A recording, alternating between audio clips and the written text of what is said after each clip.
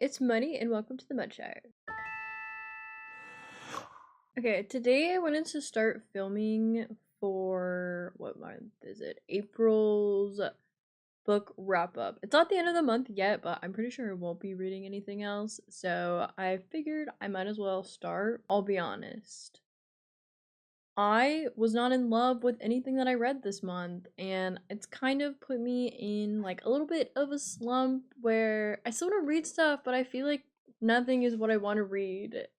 And I don't know even what I want to read. So that's where we're at right now. I'm hoping that we will pick something up that changes that. But last month we did our wheel spin and we got The Count of Monte Cristo. Now, I accidentally have the abridged version, which I didn't know. I didn't know until I was about like 100 pages in, and I wanted to pick up the audiobook to read along with it, or to listen to along, to listen along with it while I was reading it. I started listening and I was like, whoa, this is really different. There's like a lot missing. Like, it's saying the same stuff, but there's just whole paragraphs that are not there, and that's because I have the abridged version, and I decided to just keep reading the abridged version instead of going out and getting the full version. Yeah, didn't make very much of a difference.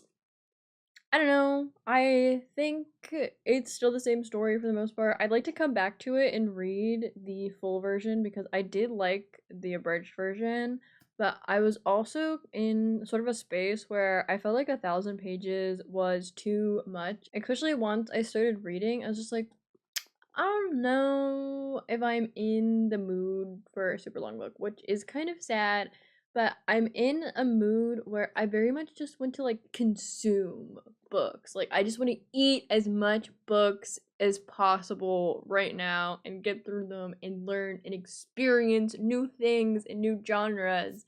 So I didn't really have the mindset to take on like a really big book. But talking about actually the book now and its contents, The Count of Monte Cristo is a revenge story about a man who's in prison for what, like 20 years, 30 years, a long time, and he did no crimes, and a bunch of his friends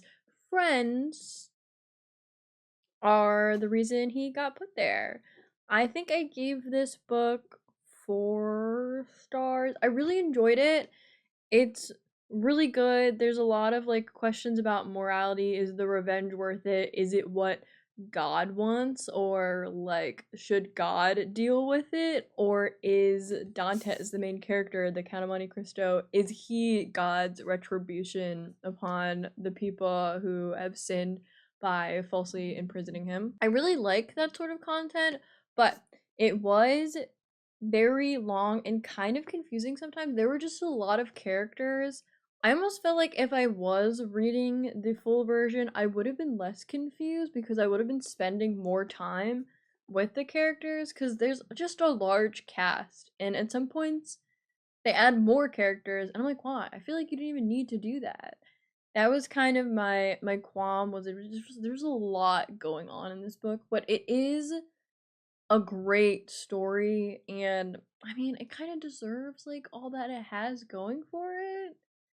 So I guess, I don't know. I definitely feel like if I came back to this in like a year or something where I'm just in the space to be mindful of it, I would probably give it a 5 and it would be like my top best books of all time. But I just did not want to take my time. I just wanted to eat through it, and I think that really affected how I felt about the book and how much I enjoyed it. The next book I read this month, a part of my physical TBR list, and one of my really anticipated, like, I really, really want to read books, was Between Two Fires. I was so excited to read this, and I read it, and I wasn't in love with it, which I think is what, like, put me in my slump. I really, really, really thought this was going to be super amazing and I was gonna die over it because it's knights and big monsters and a little traveling party being like a found family, which are some of my favorite things. But a part of it was a problem with expectations, which I deal a lot with on this channel. I do it with my like gaming. I always talk about what my expectations were before the game because I just get so let down by what people have told me about like games and books. This one, people on you know what, on TikTok were saying this was like a Dark Souls, Elden Ring book but with zombies. There's there's zombies in this book, but it's like it's not a zombie book, you know? And when you're gonna tell me it's a zombie book, I'm expecting the content to mostly be zombies. I guess if you're associating the giant monsters in the book as also like zombie creatures, but I don't think they are. They're just like things that were created, then maybe, but no. But no, I expected like a zombie book. I expected a medieval zombie book, and this is not what it was. This was, I think, a better explanation is a fight between heaven and hell on Earth during the plague. Obviously, the plague is like a part of that fight. It's pretty good. It's pretty intense. I think I get why it's a like boy book. There's a lot of moral questions, kind of like the Count of Monte Cristo that the characters are facing, and some of them are kind of yucky. Some of them are very sexual in nature and not in appropriate ways. Some of them are sexual in nature but appropriate for today's standards, but not appropriate for the standards in this book. So, if you're comfortable with those kind of things, there's a lot of reference to like SA. If you can read that, I think you should give this book a try because even though it's not what I expected, it was still really good. I really enjoyed the fight between heaven and hell, and the characters reminded me, it's like a little girl and a knight that are the two main characters. And I think what I wrote when I was reading that they remind me of Shrek and Donkey. The way that they banter is just like so silly. The knight is so like stone cold hard and kind of an asshole, and the little girl is like a little angel on the planet, and all she wants to do is good, and the knight is like, bro, you're gonna get us killed, stop acting like that. So that dynamic was really really fun to read, and reading about just reading like the devils were really cool. They're just super huge monsters on Earth that these guys are fighting, which is sick and awesome. Written in like a bunch of little stories that are chronological of the journey. Sometimes it can make the book feel separated out kind of weird, but it's still chronological and it's still like an exact roadmap of everything that is happening one after the other. But it's very like it's like fast paced but also slow. I don't know. It was weird. It was a really weird writing style as well because it felt similar to what I just explained. Like the writing style itself was so straight to the point, but also oddly like flowery. Like there was just so many metaphors, but even the metaphors were straight to the point. I don't know. I don't know, it kind of threw me off a little bit. I think that also stopped me from really liking it because it felt almost contradictory in of itself, which also might be like the whole point of the entire book. So maybe it's actually one of the best books ever and of all time, and my small brain like can't comprehend. But if it sounded interesting, I recommend it. If it didn't sound interesting, I think you can skip it, basically. Okay, the next thing I had was a wheel spin. Put in the wheel spin. We need to spin our wheel. Is everybody ready? Is everybody ready? We're ready. Don't respond. I'm spinning the wheel. Yes!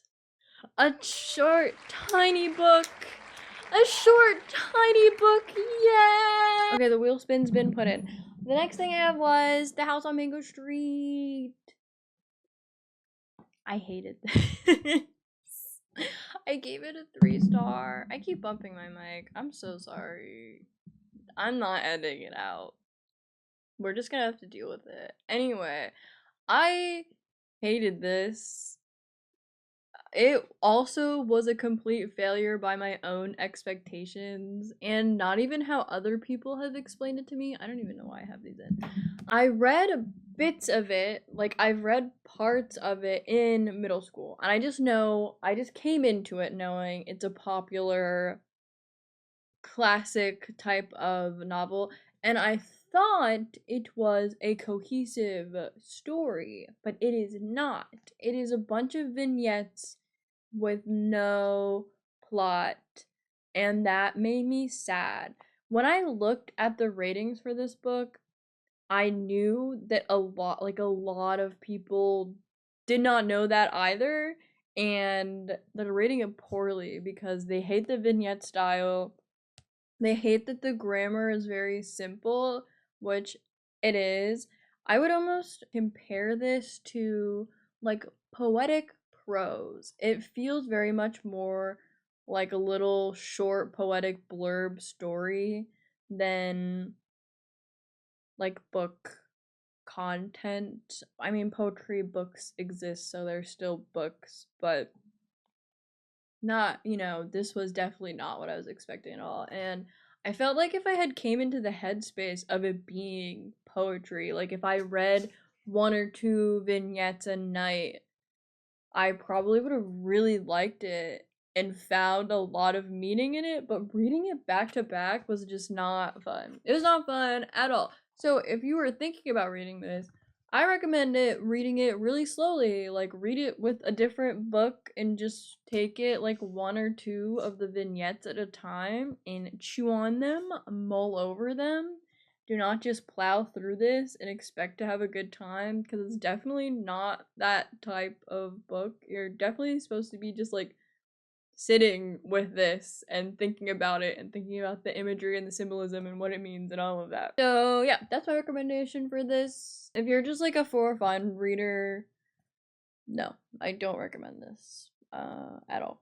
I don't think you'll have fun. Sorry. Sorry, I don't think you will have any fun. I'm sorry. The next thing I read was I finished the Derillium series. I read the last two books. I read the first one sometime last year and I thought it was pretty good. I think I gave it like 3 or 4 stars. I was like, for what it is, I really liked it. It's a young adult dystopian novel where love and I feel like some other emotions are like banned and you get cured of feeling love in this society once you reach of age. Very typical YA dystopian novel. I really enjoyed the first book because the main character was very naive and I felt that it was almost unique in a way for dystopians, because a lot of the times the dystopians I've been reading, they're like the main character is very strong, very independent. They've got it figured out, like they know their society is bad, or even if they don't know their society is bad, they're still like pushing back against it in some way. Like they don't fit in. This girl very much fit in, very much wanted to participate in getting the cure and everything. I mean, she was a little weird, but okay, you can't have a YA without them being a completely like normal person. They have to be a little weird. But I just really liked that perspective. It was also just like a really simple and I felt complete idea. The second book was okay. I didn't love it. It made our naive character have to grow up and go through some trauma, which I don't know. I liked it for her naivete. I thought it was written really well. It really felt like it was a story coming from a young girl. That the second book changed that, and then the third book was just like awful. So I can't recommend this series just because it concludes terribly. The main character completely like regresses. It becomes about a love triangle that completely takes away from the plot and from the dystopian narrative. Like the world building just goes out the window. it's gone. And it doesn't matter. And none of the other characters matter. Nothing matters besides like the weird love triangle that's going on. And everyone's being really mean to each other. And it's kind of like, what's the point? This is convincing me that I, like, in this society, would want to be cured from love. This is not convincing me that love is all. That was the vibe I was getting by the end of the book, and I was like, I don't think this was what, like, the lesson I was supposed to learn by the end of this. So I really don't recommend that series unless you really love YA or are a younger reader. I feel like this was definitely something if I was 14, I would have really. Well, I don't know. I didn't like the Matched series when I was like 14, so maybe I wouldn't have liked this. You know if you will like this or not. I think you know. I think I don't have to tell you. You will know if you are into this sort of book. Another one of my like YA books I went back to as sort of a for fun thing. I'm doing this thing where I reverse my Goodreads and pick like the thing I put on my list in like 2016 when I was a baby. And I try to read some of those books just to see like maybe I missed some gems. I read, I think it was called The Midnight Thief. Let me look it up. Let me make sure that's right, and I can like edit this all out later. This is my editing noises. My god, I read so much more stuff than I read a lot of stuff. Okay, I read The Midnight Thief. It was the first book in a series. I don't even know what the whole series is called. I give it 1 star. It was terrible. It was terrible. It was awful. I don't recommend it. It's like a YA thief novel. Oh my god.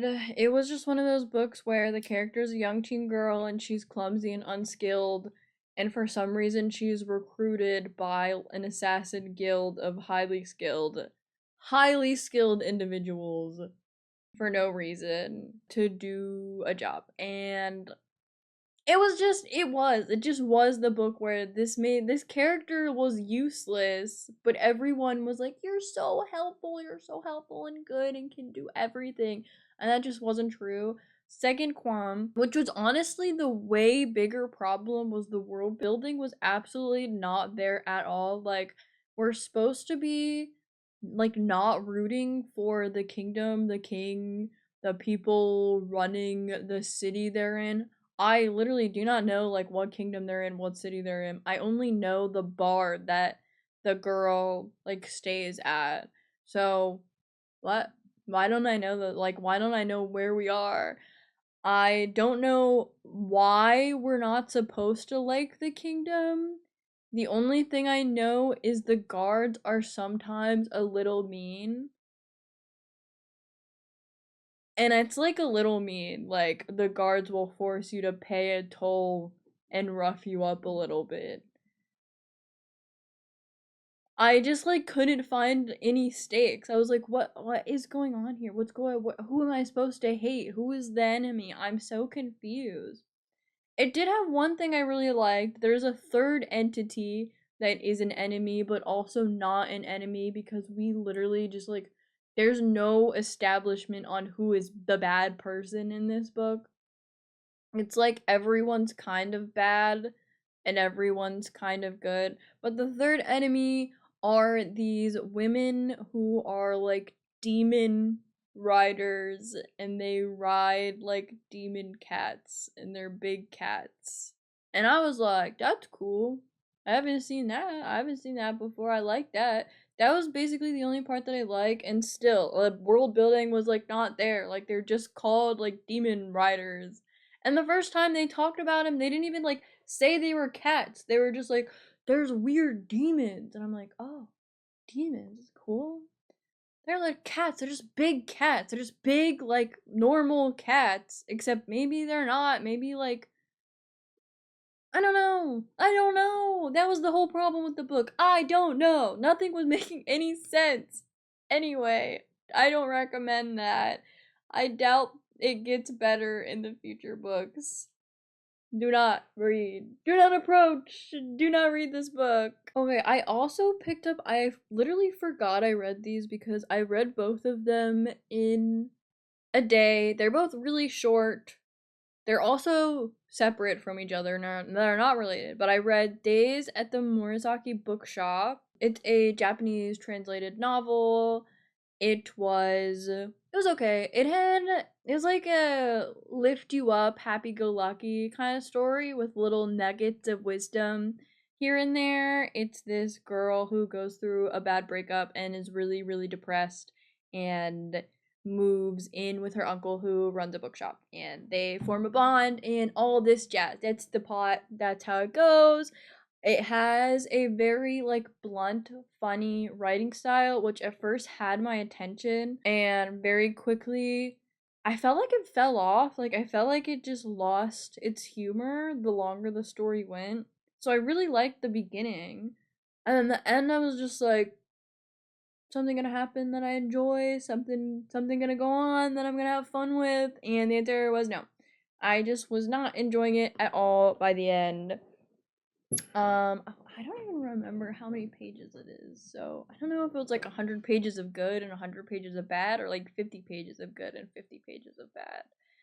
But I think if you're someone who likes uplifting stories or needs like a little break, because I was reading some heavy books, okay? This was my break from Between Two Fires and The Count of Monte Cristo, which were both those like really like question your morality, question your religion type stories. I needed a little break. That was my little break, and it was pretty good for something like that to cleanse the palate, you know? And then the other book I read is This Is How You Lose the Time War, which is like a really popular book talk book. I also just gave it 3 stars. It's something I think a lot of people will really love it, but it just didn't click with me. It's a love story between these two women who are on different sides of a futuristic time travel war, and they're communicating through these really abstract and crazy letters.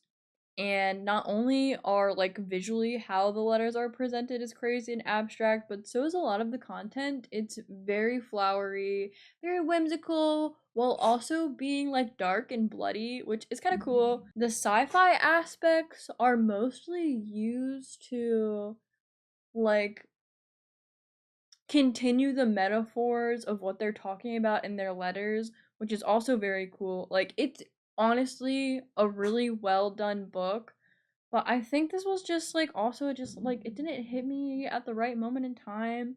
And I think I talked about this in my last video for books. I just a lot of times, if a plot's only romance, am not very interested.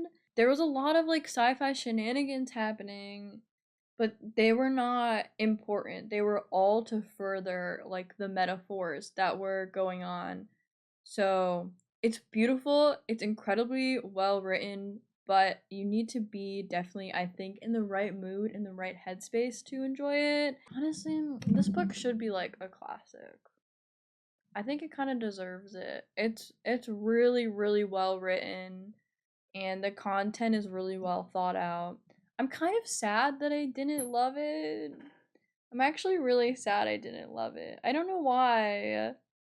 I think it really is just like the romance for me to like it in a book just really, really, really needs to grab me, or it has to be like a crazy slow burn type deal. I don't know. I don't know. But yeah, that's it for those 2 little books. Alright, I think that's it for the month. I started reading, I'll talk about it. I have not spun my wheel yet for God. I need to like not move ever again the next time I do one of these. I'm too lazy to fix that right now. Anyway, I didn't do my wheel spin for my next book after The House on Mango Street, so that will probably be coming in the next video or pretty soon, and I'll just include it in the next video since there's only like a couple days left of the month. I did start Men of Iron. I felt it fit in after reading Between Two Fires and The Count of Monte Cristo, but I just like couldn't. I couldn't do it. I still really want to read it because it is good, but the sentences in this book, like the first sentence is like a whole paragraph. And my brain, after reading such heavy books, was like, I was short circuiting, okay? I couldn't do it. I needed a break. So I'm gonna be coming back to this. I think I'm gonna be finishing next month. But yeah, it's a book about a night, and it's historical fiction. So I think it's gonna be kind of accurate to the era and what was going on, which is very, very exciting to me. If it's not accurate, that will break the book in half for me and I'll cry. I'll be so sad. But if it is like pretty accurate, I think I'll really, really, really enjoy it. I've really been having so much fun with historical fictions. So yeah, I really think that's all I have planned. I don't know what I'll be reading after that, but I really need to hop too. I need to find something I really, really like, and I've just been avoiding the big juicy fantasy novels and series because I'm trying to told you I'm trying to just chop through some books, and I think I'm just gonna have to read one to feel joy again because nothing has been really hitting. Or historical fiction, because last month I read a bunch of historical fiction that I loved. Like last month was such a good book month for me, and then this month I'm like, I hit everything. It's my hater era, I fear. Not really. They were okay. A lot of them I saw like the value in and I was like, "Oh no, I totally get why this is really good, but I hate it." But I hate it. So that's my problem to face, and hopefully next month we will have something where I'm like, "Yep, everyone needs to read this. I really loved it." But anyway, I'll see you guys next time. Bye.